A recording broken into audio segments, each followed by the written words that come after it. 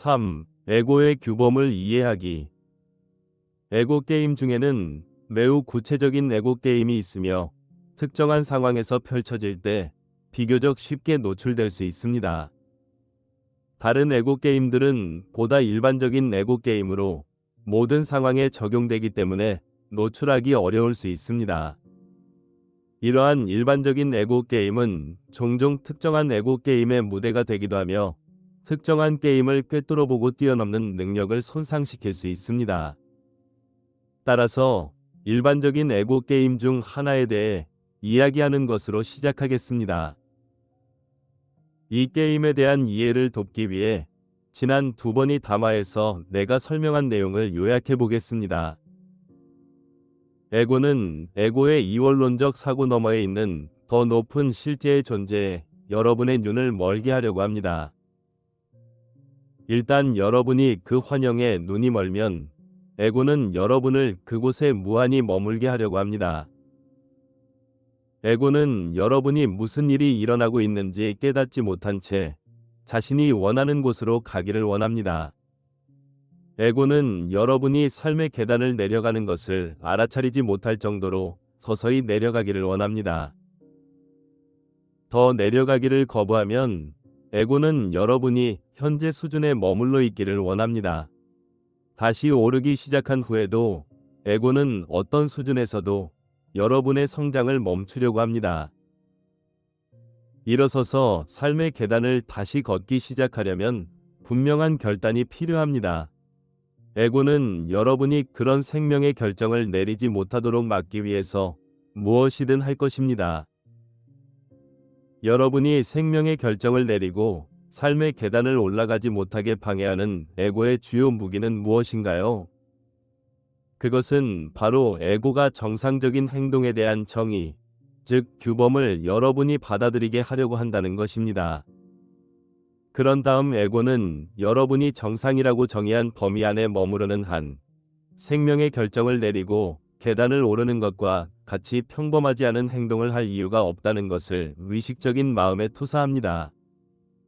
에고는 계단을 내려가거나 가만히 서 있는 것이 정상적인 행동인 반면 계단을 한 걸음 올라가는 것은 비정상적이고 불필요하거나 위험하거나 금지되거나 불가능한 행동이라고 믿기를 원합니다. 에고의 메시지는 다음과 같습니다. 평온을 깨뜨리지 말고 지금까지 해왔던 일과 모든 다른 사람들이 하는 일을 계속하세요. 이러한 노력에 있어 에고에는 일부 심리학자들이 집단 잠재의식이라고 부르는 중요한 동맹이 있습니다. 이를 대중의식 또는 행성적인 에고라고 부르기도 합니다. 사회를 살펴보면 많은 사람이 특정한 사회의 규범 안에서 평생을 살면서 종교에서 패션 경향에 이르기까지 모든 분야에서 정상적인 행동의 기준을 맹목적으로 따르는 것을 볼 수 있습니다. 역사를 살펴보면 많은 사회에서 규범을 벗어나는 행위에 대해 다양한 벌칙을 부과해 온 것을 알 수 있습니다. 이는 사형, 추방, 투옥 또는 철도 차량에 실어 강제 수용소로 보내는 것과 같은 극단적인 조치일 수 있습니다. 또는 가족 및 사회적 압력에서부터 단순히 삶을 바라보는 다른 방식이 있다는 것을 가르치지 않는 것까지 덜 극적이고 드러나기 어려운 방법일 수도 있습니다. 한 사회가 대부분의 사람이 규범에 반하거나 의문을 제기하는 것을 두려워하는 상태를 만들면 그 사회는 경직된 사회가 된 것입니다. 그러한 사회는 내부적인 변화의 가능성이 거의 없기 때문에 종종 내부적인 요인이나 외부의 적에 의해 붕괴로 이어지는 하향 추세에 접어들게 됩니다. 로마 제국이 대표적인 예이지만 그 외에도 많은 제국이 역사의 한 페이지를 장식하고 있습니다. 역사적으로 볼 때 영적인 여정을 따르는 것이 허용되는 행동으로 여겨지는 규범을 가진 사회는 거의 없었습니다. 대부분의 사회는 사람들이 그렇게 하지 못하도록 막았고 특히 종교 사회들에서 더욱 그러했습니다. 그렇기 때문에 내가 그리스도 의식을 표현하기 시작했을 때 사방에서 반대와 압박, 공격을 받았습니다. 모든 진실한 영적인 구도자들은 영적인 여정을 온전히 추구하기 위해 자신이 속한 사회의 규범을 뛰어넘어야 한다는 것을 예상해야 합니다. 영적인 구도자는 영적인 성장이 현재 서구 사회에서 정상으로 간주되지 않는다는 사실을 받아들이는 것이 좋습니다. 일단 여러분이 비정상적일 것이라고 기대한다면 여러분의 특정한 환경에서 그것에 따르는 것이 무엇이든 여러분을 규범 안에 머물게 하려는 에고의 교묘한 시도에 민감하지 않은 것입니다. 소속된 사회를 넘어 에고 자체에 의해 발생하는 내적인 압박도 인식해야 합니다. 개인적 규범은 성장한 환경의 영향을 분명히 받지만 에고가 오랜 세월에 걸쳐 신중하게 만들어낸 고유한 특성도 있습니다. 이러한 규범은 에고가 정상으로 정의한 것을 계속 따르도록 고안된 것이며 영적인 구도자는 자신의 규범을 기꺼이 검토해야 합니다. 환경의 외적 규범뿐만 아니라 자신의 개인적 규범을 검토하고 의문을 제기하고 초월하지 않고서 영적인 여정에서 성공한 사람은 아무도 없습니다. 영적인 구도자에게는 규범을 넘어서는 것이 정상적인 행동으로 간주되어야 합니다. 당근과 채찍. 규범의 개념은 일종의 평균인 중앙값을 의미합니다. 그러나 평균은 최고점과 최저점 사이의 어딘가에서 발견되기 때문에 중앙값은 두 극단의 관계에서만 존재합니다. 에고는 최고점과 최저점을 설정하여 규범을 정의하려고 합니다. 에고에 따르면 당근은 여러분이 도달할 수 있는 가장 높은 곳, 상상 이상의 꿈, 궁극적인 행복감입니다. 에고는 이원성 의식 너머를 볼 수 없기 때문에 자신의 제한된 관점에 따라 이 높은 것을 정의합니다. 또는 환영을 바탕으로 궁극의 상태에 도달하는 방법을 정의할 것입니다. 예를 들어 많은 영적인 사람들은 삶의 궁극적인 목표가 영적인 영역에서 지복의 상태라고 생각한다는 점에서 어느 정도 올바른 비전을 가지고 있습니다. 그들의 에고는 종종 내가 이전 담화에서 설명했듯이 그 목표를 향한 자동적인 길을 믿게 만듭니다. 한 가지 분명한 예는 여러분이 예수 그리스도를 여러분의 주님과 구원자로 말로 고백하면 내가 자동으로 여러분의 모든 죄를 짊어지고 여러분을 하늘로 데려갈 것이라는 믿음입니다. 채찍은 여러분이 가장 두려워하는 것, 즉 여러분에게 일어날 수 있는 최악의 상황에 대한 관점입니다. 다시 말하지만 에고는 자신의 환영을 바탕으로 이것을 정의할 것이며 여기에는 항상 비합리적인 요소가 분명히 존재할 것입니다. 모든 두려움은 비합리적인데 신의 실제를 진정으로 경험하면 진리가 모든 두려움에서 벗어나게 해줄 것이기 때문입니다. 실제로 에고의 규범은 에고가 여러분을 통제할 수 있다고 느끼는 경계 안에 여러분을 가두기 위한 정신적 감옥입니다. 에고는 규범을 최악의 두려움으로부터 여러분을 안전하게 지키면서 최고의 꿈을 이룰 수 있도록 보장하는 안전지대로 제시합니다. 앞에 예를 들자면 예수님이 여러분을 구원할 것이라고 믿는 한 여러분은 구원받을 것입니다. 대리 속죄라는 교리의 의문을 제기하지 않는 한 지옥에서 불타는 것을 피할 수 있다는 것입니다. 결론은 간단합니다. 당근과 채찍을 포함한 규범의 의문을 제기하지 않는 한 여러분은 여러분의 에고에 의해 정의된 멘탈 박스 안에 머물러 있을 것이며 영적인 성장은 불가능합니다. 에고의 규범의 의문을 품기 시작할 때까지 영적인 성장은 시작되지 않습니다.